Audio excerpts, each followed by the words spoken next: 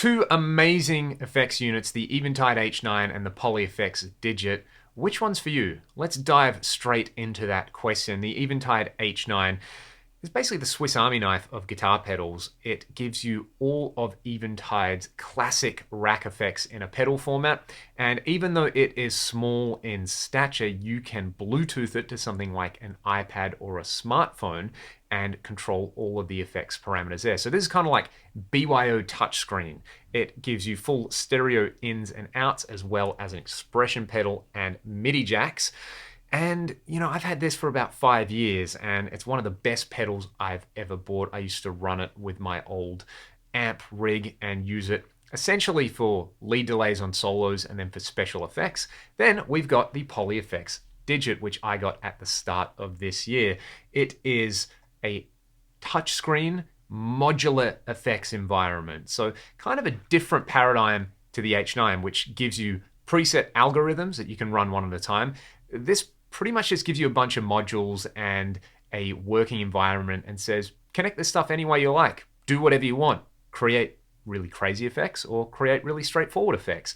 And for that reason, I absolutely love it. There are 4 jacks on the back. We have stereo ins, we've got a pair of those, and a pair of stereo outs. So technically 4 ins and 4 outs. And then you've got MIDI via TRS, and you can do your firmware updates by this little USB jack on the back. But you know, the big selling point is this touchscreen, as well as the fact you can load up convolution reverb IRs and cabinet sims. You can also, with just the press of the little touchscreen, change over to an entirely different modular environment, Beebo, which is based around modulation and synthesis. So this thing kind of just does what it says on the tin. You know, you load up a delay or a chorus or a crystals algorithm, and then you turn it on and you tweak it and you do the thing. Whereas this gives you a preset with modules. You can put as many or as few modules as you like, connect them up any way you like, and totally go to town. So essentially, this is an effects pedal.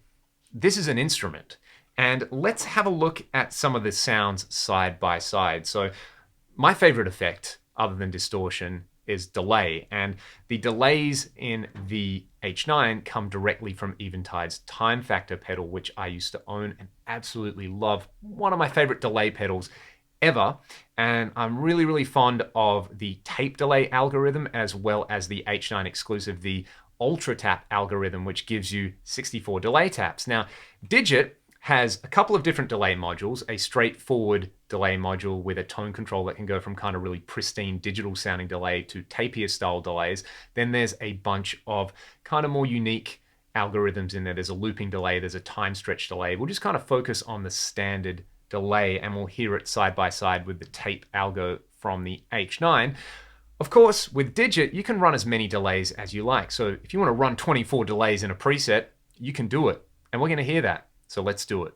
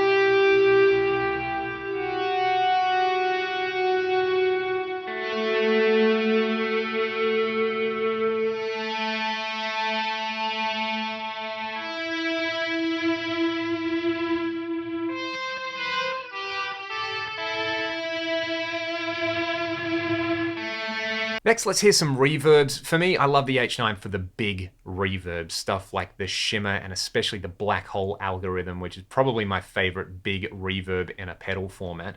Digit lets us use IR-based reverb, so you can capture impulse responses of physical spaces or digital effects units and just load them straight in here. There are things like springs, plates, stairwells, chambers, all types of weird things. It comes stock with a bunch of these, as well as reverb IRs of classic reverb units like Lexicon units and Bricasti reverbs, which sound amazing. You can also combine them with things like the tape stop or the freeze or the pan module in here to get some really, really beautiful ambient effects. So let's just hear some big reverbs between this. We're going to hear the shimmer algorithm, but not doing shimmer. It's just going to do a big reverb, as well as the black hole algorithm. And then we'll hear some kind of creative applications of the spring and some of the other reverb IRs with some of the other modules in Digit. Really, really fun.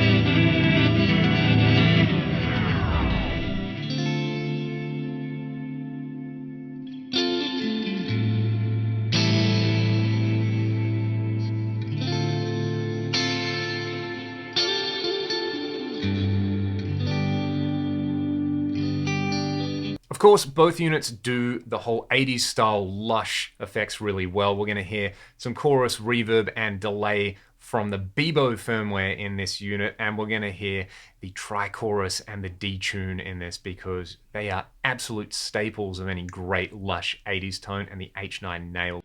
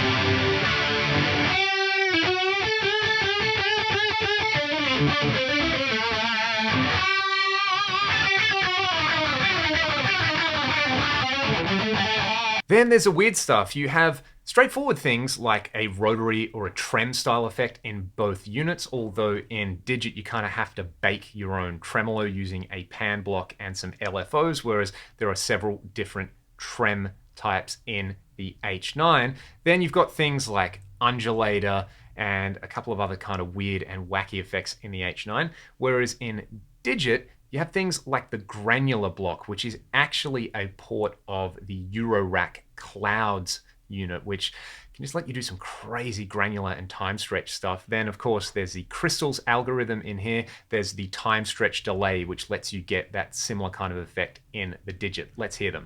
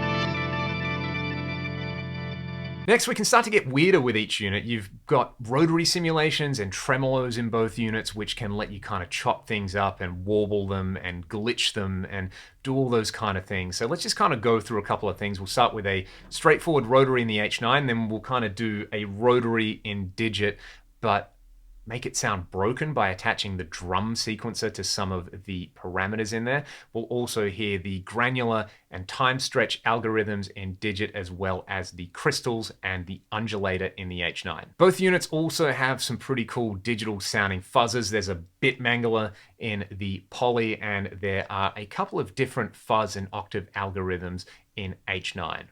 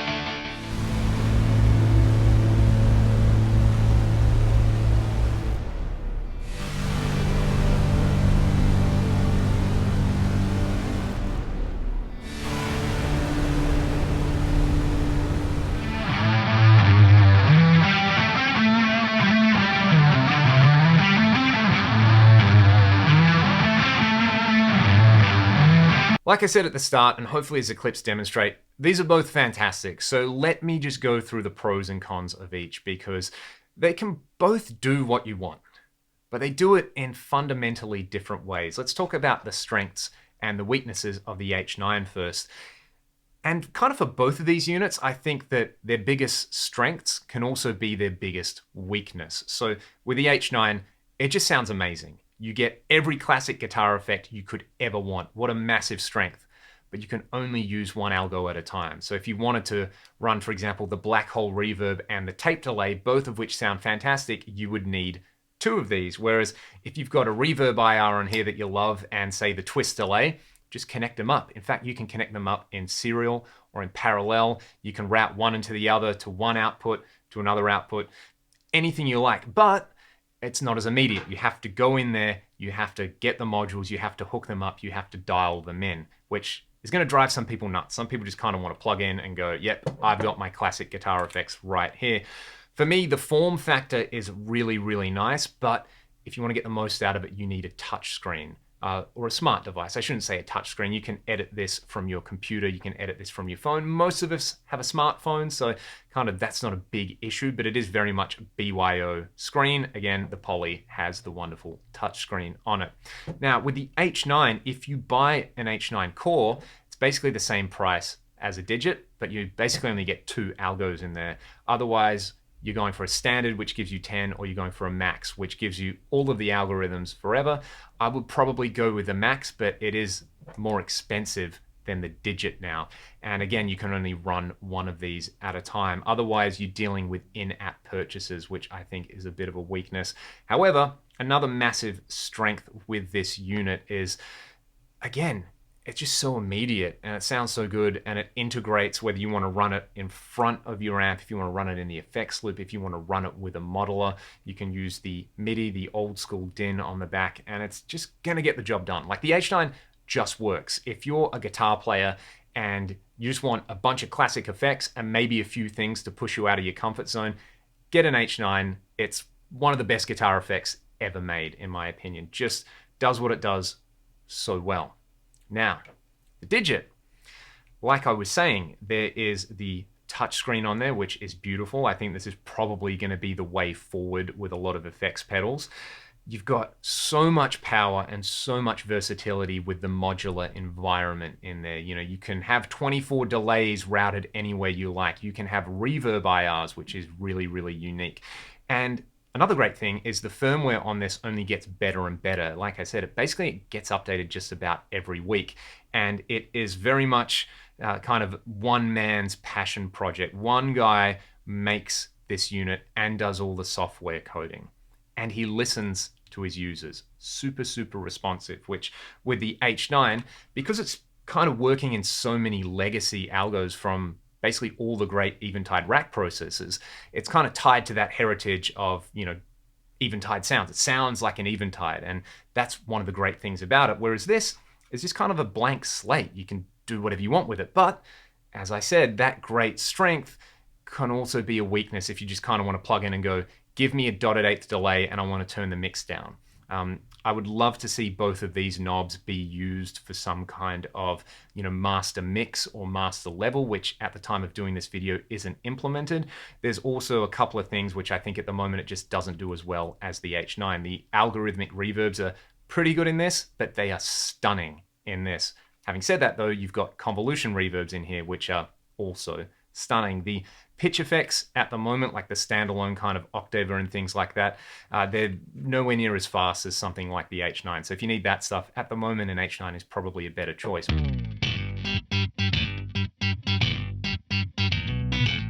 But you have the whole digit firmware based around convolution. You've got the Beebo firmware, which I just did a demo video with, which gives you an incredible array of modulation and synthesis. And, the fact is, this is not just an effects pedal. This is an instrument. You can do generative things like this.